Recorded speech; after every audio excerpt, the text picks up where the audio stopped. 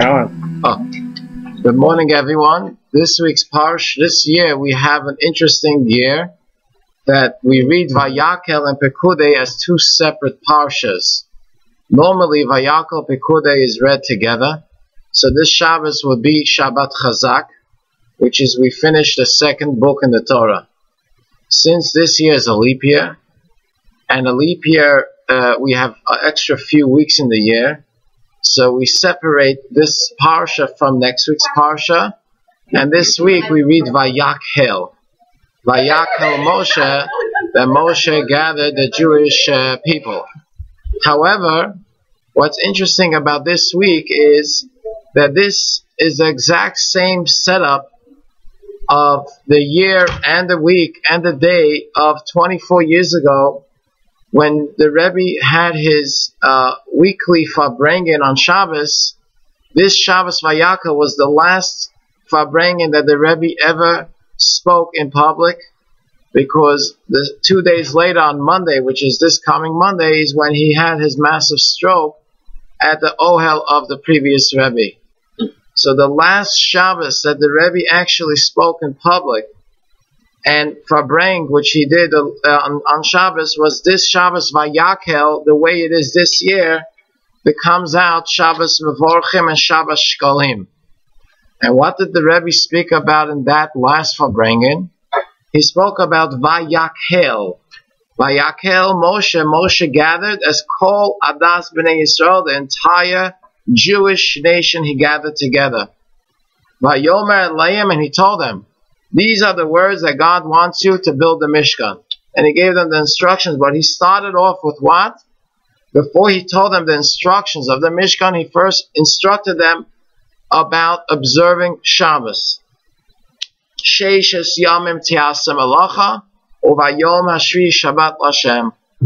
And the question is, an obvious question, why do you start with Shabbos if you're gathering us to tell us about the construction of the Mishkan, of the temple, which we're doing? Why start with Shabbos? Shabbos we already know from the Ten Commandments. Why is Shabbos a necessity? And number two, he says only one thing you shouldn't do on Shabbos. Don't ignite a fire on Shabbos. We know on Shabbos there's 39 primary things you can't do on Shabbos. Why does he pick not to ignite a fire? And the Rebbe gave a beautiful answer, which has to do with this Shabbos is also Shabbat Shkalim. We take our two Sefer Torahs.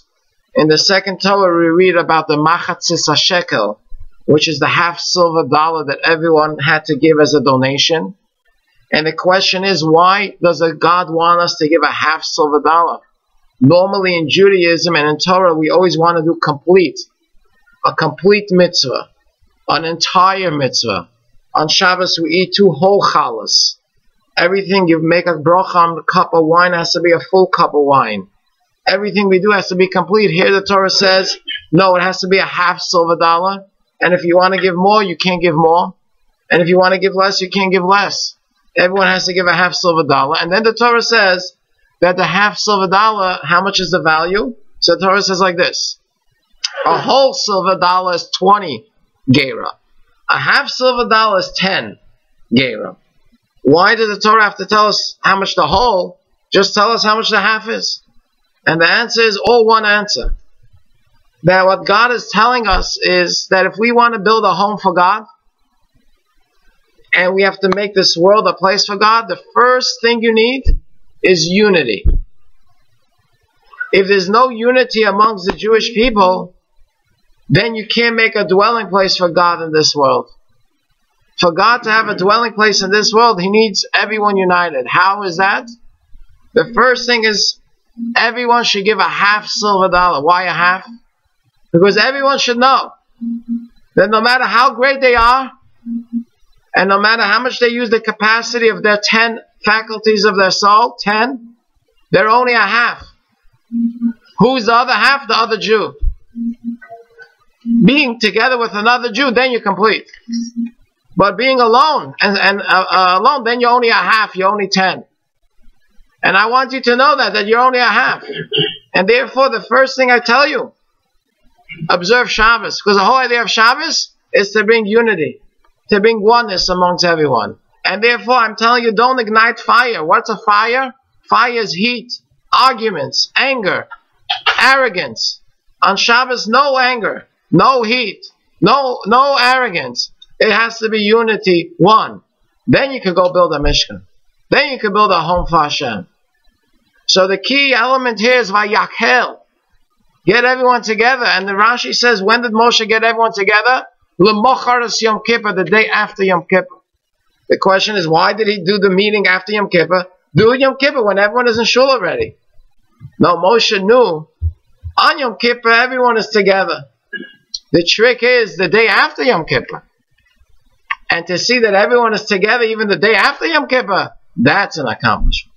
So I'm going to make the meeting the day after. When you finish Yom Kippur and you finish your accomplishment, and I'm going to tell you that the building of the Mishkan could only be making a home of God in this world if we have Shabbos, which is unity, and everyone realizes they're only a half, because the only way you're going to be a complete is with the other Jew, and every Jew is your other half.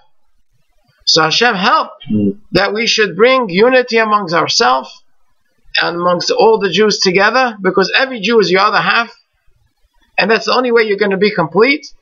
And through that, we'll be able to build a home for God in this world by building the third Beis Hamikdash with the coming of Mashiach HaMelech.